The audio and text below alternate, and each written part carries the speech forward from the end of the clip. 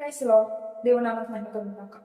పేరుకే క్రైస్తవులుగా ఉన్న వాళ్ళు నిజమైన క్రైస్తవులుగా మార్చడం అంటే ఈ 7 విషయాలు ఖచ్చితంగా మనము చేయాలి.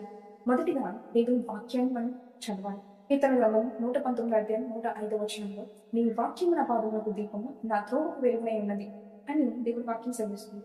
మనం ఎప్పుడైతే వాక్యాన్ని చదువుతామో ఆ వాక్యం అంట దేవునికి మనల్ని దగ్గర చేస్తుంది. ఆయన వాక్యము మనకి నెమ్మది కలిగిస్తుంది. ఆయన వాక్యము మనల్ని ధైర్యపరుస్తుంది. కాబట్టి మానకుండా మనం ఆయన వాక్యాన్ని చదవాలి. రెండవదిగా ప్రార్థనలో ఉండాలి. 1 తెస్సలోనిక 5 అధ్యాయం 17 వచనం. ప్రతి విషయంలో మనం దేవుడికి కృతజ్ఞతాస్తుతులు చెల్లించాలి. మనం ప్రార్థన ఖచ్చితంగా చేయాలి. మానకుండా చేయాలి. ఎడతెగక మనం ప్రార్థన చేయాలి. మనకి ఏ సమస్యలు ఉన్నా, ఏ బాధలు, ఏ ఇరుకులు ఉన్నా ఖచ్చితంగా మనం ప్రార్థన విడిచిపెట్టకుండా దేవుని అడిగినట్లయితే మనము ఏదైనా పొందుకోవడానికి సాధ్యమే. కాబట్టి ఇతరుల కొరకు ప్రార్థన చేయండి. విజ్ఞాపన చేయడం నేర్చుకోండి. ఇతరుల కొరకు మనం ఎప్పుడైతే ప్రార్థన చేస్తామో, ఇతరుల అవసరాలు తీరాలని, వారి కష్టాలు తీరాలని మనం ఎప్పుడైతే ప్రార్థన చేస్తామో దేవుడు మన జీవితంలో కార్యం చేయడం మొదలు పెడతాడు. మూడవదిగా ప్రేమలో నడవాలి. 1 యోహాను సువార్త 4 అధ్యాయం 8 వచనం. దేవుడు ప్రేమ స్వరూపి, ప్రేమ లేని వాడు దేవుని ఎరుగరు. కాబట్టి మనం ఇతరుల ఎడల ప్రేమ కలిగి ఉండాలి. ఎవరైనా నీకు హాని చేశారా? ఎవరైనా నీకు బాధ పెట్టారా? ఎవరైనా నిన్ను నిందించారా? ఎవరైనా నువ్వు అవమానించబడ్డావా? వారిని నువ్వు ప్రేమించు, వారిని క్షమించు. క్షమించగలిగితే నిజమైన ప్రేమను మనం చూపించినట్లు అవుతాం. నాలుగవదిగా ఇతరులకు సేవ చేయాలి. మత్తయి సువార్త 24 అధ్యాయం 40 వచనం. మనం ఎప్పుడైతే ఇతరులకు సేవ చేస్తామో, సేవ అంటేనే దేవుని హృదయం. మనం ఎప్పుడైతే ఇతరులకు సేవ చేస్తామో, కష్టంలో ఉన్నప్పుడు, బాధలో ఉన్నప్పుడు, వేదనలో ఉన్నప్పుడు, ఎవరైనా సహాయం చేస్తే బాగుండు అని కోరుకునే వారి దగ్గర వారికి మనం సేవ చేయాలి. నీకు తోచినంత సహాయం చేయి. ప్రార్థన సహాయం కావచ్చు, మాట సహాయం కావచ్చు, లేదా నీ దగ్గర ఏదైనా ఎక్కువ ఉంటే వారికి నీ దగ్గర నుంచి కొంచెం వారికి సహాయం చేయి.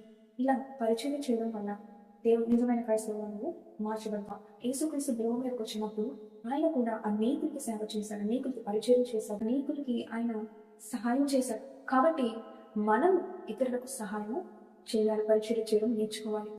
ఐదవదిగా పరిశుద్ధంగా జీవించాలి. పేతురు రాసిన మొదటి పత్రిక 1 అధ్యాయం 16 వచనంలో దేవుడు పరిశుద్ధులు కనుక మనము పరిశుద్ధులై ఉండాలి. ఎప్పుడైతే మనం పరిశుద్ధంగా జీవిస్తామో నిజమైన క్రైస్తవులుగా మనము మార్చబడతాం. ఎందుకంటే మన దేవుడు పరిశుద్ధుడు, ఆయన పాపి కాదు.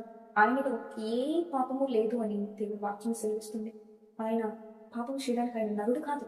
కానీ మనం ఉండిపోకుండా, పడిపోకుండా పరిశుద్ధంగా మన దేవుడు ఏ విధంగా ఉన్నాడో ఆ విధంగా మనము కూడా జీవించడానికి ప్రయత్నించాలి. ఆరవదిగా సువార్తను పంచాలి. మార్కు సువార్త 16 అధ్యాయం 15 వచనం. మీరు సర్వలోకమునకు వెళ్ళి సర్వ సృష్టికి సువార్తను ప్రకటించండి. సువార్త ప్రకటించడం మన బాధ్యత. ఎందుకంటే యేసుక్రీస్తు కూడా ఈ భూమి మీదకి వచ్చి ఆయన సువార్తను ప్రకటించారు. కాబట్టి నిజమైన దేవుడు యేసుక్రీస్తుని ఇతరులకు తెలియచేయండి. మీరు ఏ విధంగా మార్చబడ్డారో, ఏ విధంగా దేవుడిని నమ్మారో, ఏ విధంగా ఆయనే నిజమైన రక్షకులని మీరు తెలుసుకున్నారో మీ సాక్ష్యాన్ని ఇతరులతో పంచుకోండి. నిజమైన దేవుడు క్రీస్తుని మీరు ప్రకటించాలి. అది మన బాధ్యత. ఏడవదిగా విశ్వాసంలో నడవాలి. రోమపత్రిక 10 అధ్యాయం 11 వచనం. మనం దేవుని అనే విశ్వాసం నుంచి విశ్వాసంలో నిలకడగాలంటే మన విశ్వాసం అంతా దేవుని మీద ఉండాలి, యేసుక్రీస్తు మీద ఉండాలి, మనుషుల మీద కాదు. అందుకే దేవుని వాక్యం సెలవిస్తుంది, మనుషులు నమ్ముట కంటే యెహోవాను ఆశ్రయించటం మేలు అని. కాబట్టి మనం మనుషుల మీద విశ్వాసం ఉంచుకోవాలి. ఎందుకంటే మనుషులు నీకు ఈ రోజు సహాయం చేస్తారు, కానీ రేపు సహాయం చేస్తారన్న నమ్మకం, గ్యారంటీ మనకు ఉండదు. కాబట్టి నిజమైన క్రైస్తవులుగా మార్చబడాలంటే ఈ 7 విషయాలు తప్పకుండా మనం చేయాలి.